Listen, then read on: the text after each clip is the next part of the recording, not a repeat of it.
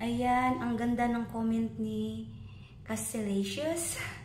Ayan, sipag at tiyaga. Yes, importante talaga yan. Kapag ikaw ay isang affiliate, kailangan mo talagang sipagan at pagtiyagaan. Kasi kapag walang tiyaga, wala kang benta. Alam kong mahirap mag-convince ng customer at gumawa ng content.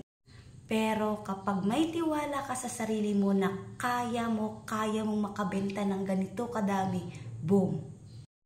Nasa isang araw, mabibigla ka na lang na lahat ng pinaghirapan mo ay nagbunga.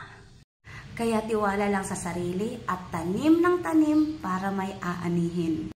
Alam kong maraming ka-affiliate ko ang napofrustrate kasi nga may iba dito na paano sila makasales kung wala silang hawak na products?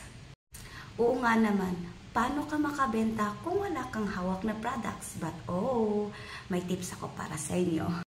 Isa din ako doon. Nagla-live ako, nagbebenta ako na wala akong hawak na products. But, bakit ako nakabenta? Kasi pinag-aralan ko kung paano ako makabenta kahit wala akong hawak na products.